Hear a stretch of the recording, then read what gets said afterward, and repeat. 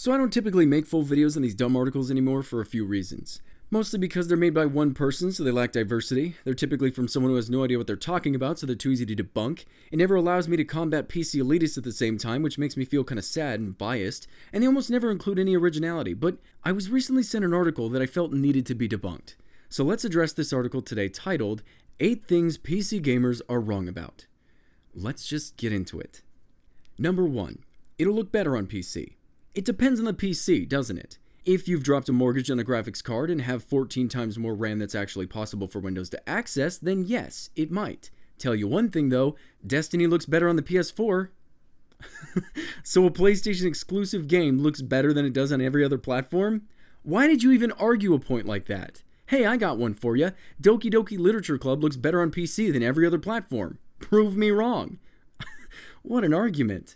As for your other comments here, it's very easy to see you don't know how computers work. Because if you did, you'd know that back in 2014 when this article was written, Windows 7 Pro supported 192 gigabytes of RAM, and Windows 8 Pro supported 512 gigabytes of RAM. The average game at the time only consumed 8 to 16 gigabytes, and the 9 series NVIDIA cards were very reasonable priced, with AMD cards being even cheaper.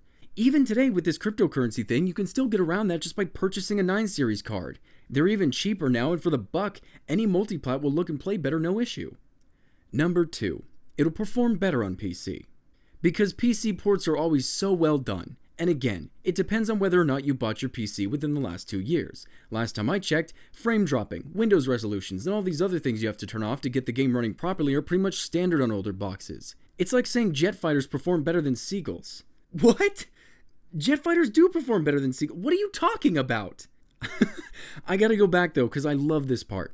Last time I checked, frame dropping, Windows resolutions, and all those other things you have to turn off to get anything running properly. Yeah, because when I boot up a game, the first thing that I always do is turn off frame dropping and Windows resolutions. But specifically, he was talking about ports and how bad they are in PC. But the thing is, there aren't actually that many. We just make noise about it more, it seems. When a company messes up, we press it to them because of course we want our games to be good. But there have been just as many bad ports on consoles recently as there have been on PC. At least from AAA publishers. Sonic Mania, PlayerUnknown's, Friday the 13th, Mass Effect Andromeda, and don't even get me started on the janky PlayStation VR games that are making practically everyone who plays them ill. And I'm not saying you're always going to get this on consoles, but it's been less and less a PC-only issue, especially in recent years. Number 3. Console gaming's for kids. Seriously, just f*** off. If you're bringing this one out, it's nailed through the foreskin time.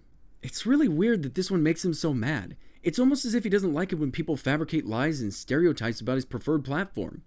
It's really quite strange, and I hope you can sense the ironic tone here. See, I'll never say that consoles are made for kids, but they are made child-friendly. It's not some conspiracy that consoles are made easily accessible for kids. Studies show that households with kids are more likely to have consoles in them. But no, consoles are not made for kids, they're made for gamers of all ages, and there's nothing wrong with gaming on a console. You pick the platform, and if you like your platform, that's all that matters. It really gets sad, however, when you post articles online about how much you hate other platforms, and specifically, the gamers on them. That's something that I wouldn't do. Number 4. PC gaming's no more expensive than console gaming. It really, really is. You may be able to build a respectable unit for not £1 million, but then you have the monitor, the keyboard, and whatever else. Yes, you have to buy a TV to play console games on, but if you don't already own one, you're probably either 90 years old or some kind of book-reading Luddite. And that's the worst kind of Luddite. Okay, so remember this one, because he's going to contradict himself a few times very soon. Also, a Luddite is someone who is against advancing technology, generally to such an extreme degree that they would take action. Like the Unabomber, for example. The fact that a book-reading Luddite is the worst kind of you is stupid and has nothing to do with the actual point you wanted to make. That'd be like saying, God, yeah, those oatmeal-eating serial killers, man. Those ones are the worst kind. Number 5. Building a modern PC is as easy as Lego. Lego doesn't involve crawling around on a dusty floor with a Phillips screwdriver in a mess of wires praying you don't snap the mounting off a PCI slot.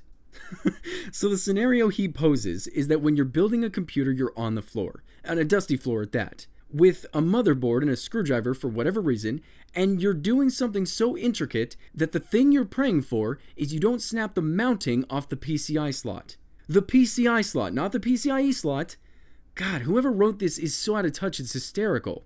Okay, man, if you're watching this, I've built over 2,000 gaming computers. In building them, I've never been on the floor. I've almost never taken a screwdriver to the motherboard in such a way that I'm scared of breaking off a part that doesn't even exist. PCI slots don't have mountings. This is what happens though when you're out of touch and pretending to know something. It's embarrassing for both of us really, but mostly you. Number 6. You can build a gaming PC for a $5. Yes, you can build a gaming PC for under $300. If you use absolutely the cheapest gear available, it is possible, but that's assuming you already have all the peripherals and you're content with running on lower settings, and avoiding most of the bigger modern games, and not having any storage, and being the sort of person that sits in dark rooms because light bulbs cost money. Remember when I said he was going to contradict himself? I'm going to debunk him with his own words. He says here on number 6, sure, you can build a gaming PC for under $300. Scroll up to number 5, but then you have to buy a monitor, and a keyboard, and whatever else. So wait, buddy. Can I or can I not build a cheap computer? Because earlier, you said it was impossible. You said in the first quote that you have to drop a mortgage to buy a PC. Now all of a sudden it's possible? You've debunked yourself. You've lied to an audience for no other reason than you have no idea what you're talking about, but you dislike something that you yourself don't understand. But you want even more than that? You say here that a $300 PC will run at low settings, have no storage, you'll have to avoid modern games. But wait. A second and a half and I'm seeing 161,000 results for $300 PCs. And when I click on these videos, I see them playing games like GTA 5, Witcher 3, Battlefield 1 on medium-high settings. Look at this, PCPartPicker.com? Looky what I just made. Windows 10 is still free on Microsoft's website, so this right here is a full build that I could plug into my TV. All I was somehow able to do in the comfort of my dimly lit room. How long did this take? 20 seconds? That's all the time you had to consume to prove yourself that posting this article was going to make you look foolish, lazy, and ignorant. Number 7. FPS is better on PC. No, it's not. It's a matter of preference. Both PC and console FPS work just fine. Oh my god.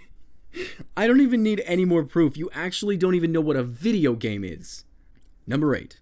Online is better on PC.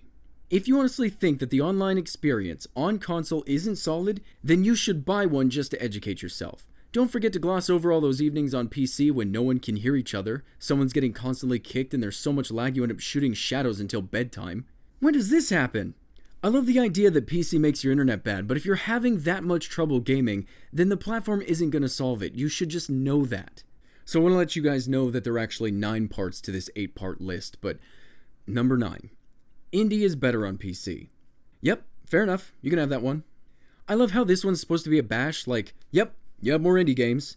Then again, it says we have better indie games, which is probably the only true point in this article, but my favorite part is right down here. Tomorrow, why console gamers are blinkered and insane.